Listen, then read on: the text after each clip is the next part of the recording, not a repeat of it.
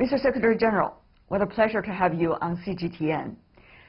My first question to you, India-Pakistan, very first year to join SCO in the summit as the member countries of SCO.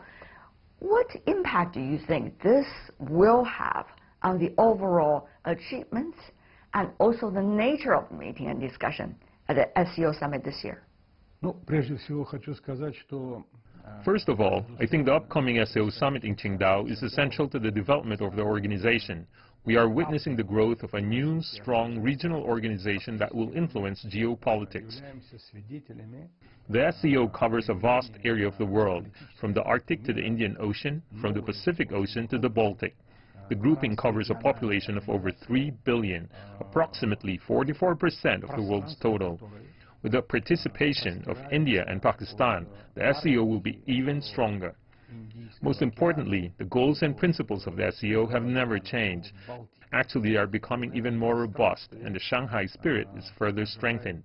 After a year of incorporating new members at the Astana Summit, we witnessed enhanced cooperation between SCO members. Although just 365 days, this was a historic year in which many milestones happened.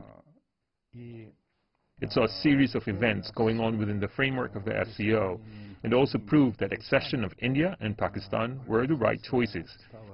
And the positioning of the SCO has changed too. It is becoming a global organization. First, we have 2 new nuclear states as our members. So among all 8 member states, 4 of them are nuclear states. The other 4 signed a treaty on nuclear weapon-free zone in Central Asia and support denuclearization policies. We also have 2 members that are permanent members of the UN Security Council, Russia and China, and 1 non-permanent member, Kazakhstan, which reflects the growing influence of that country. So the clout of the SCO is increasing on the international stage, and the SCO's capability of addressing complex issues is growing. Mr. Secretary General, as you may know, Qingdao Summit of the SCO has been occupying the headlines here in China for quite some time. Many wonder, what about China's role this time as rotating presidency of the SCO and also its role overall in the SCO?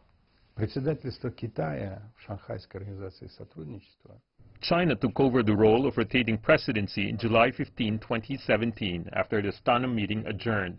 A few days later, Foreign Minister Wang Yi published China's work plan in a reception of the SCO.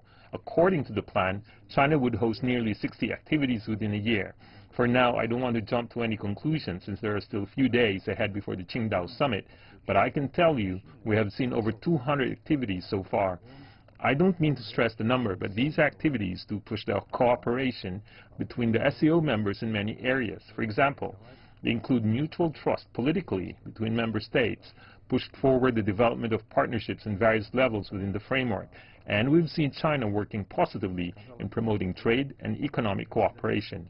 In addition to that, China also raised proposals with potential long-term goals. For instance, the first SCO Women's Forum has been strongly touted. Half of the population of SCO members is female.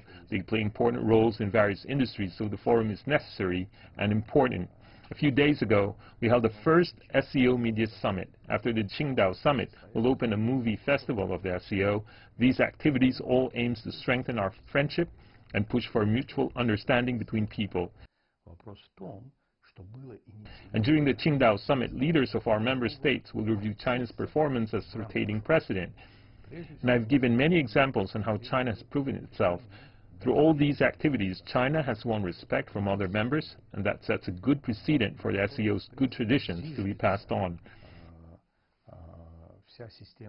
The SCO is a young organization that provides a great platform for young people. We'll raise a proposal for young people in this year's summit. It is the first time that the youth have been discussed at such a high level. We held a series of activities together with China, and they are specifically designed for young people. They are our future. 20% of the total populations of the SCO countries are aged between 15 to 24 years old. We want them to develop well, to shun extremist thoughts, and to encourage them to take part in the SCO's development. It reminds me of the tree the SCO leaders planted together in Shanghai, which is now flowering. The wish we had when we planted it was that with our efforts, our younger generations can grow up in peace and stability, and they will carry on the baton. Now, the highest consensuses among the SCO leaders are mutual respect, mutual trust, coordinated development, and problems through negotiation. The SCO has demonstrated a great vision, and China will no doubt start a new era for the SCO. In the past year of preparing for the Qingdao Summit, we worked together with partners from India and Pakistan. We believe their contribution will be excellent in the future. The SCO leaders agreed to take on India and Pakistan as new members at the Astana Summit. So this time they will be attending the Qingdao Summit as official members. They will carry out the charter of the Shanghai Cooperation Organization, adhere to the Shanghai spirit, and comply with the Treaty on Long-Term Good Neighborliness, Friendship, and Cooperation. The two countries have great influence not only in Asia, but also worldwide. On the one hand, India has great economic potential.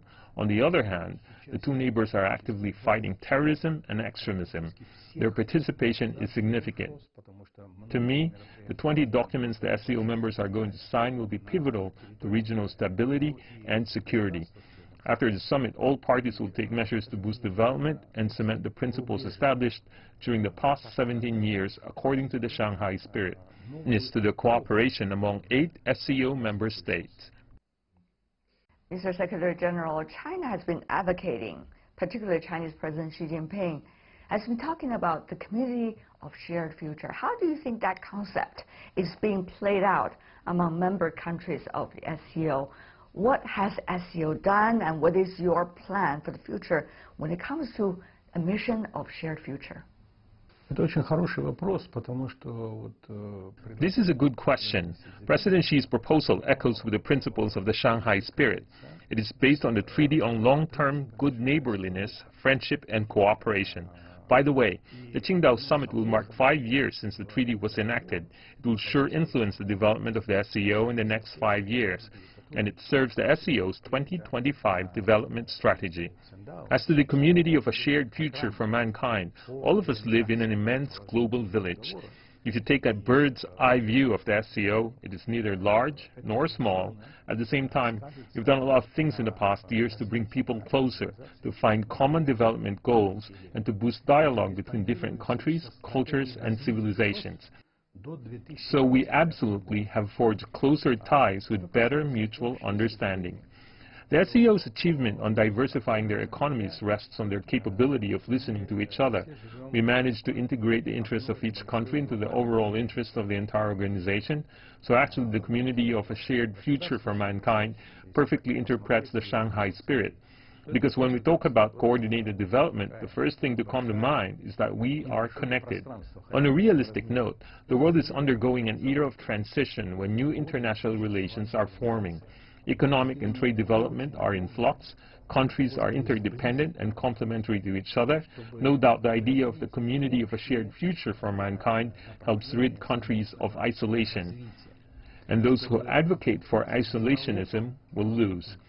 With such a backdrop, the SCO's proposal for a common destiny sets an example for how nations can develop together, especially to fight international terrorism and extremism, tackle crimes such as drug trafficking, and to coordinate economic development.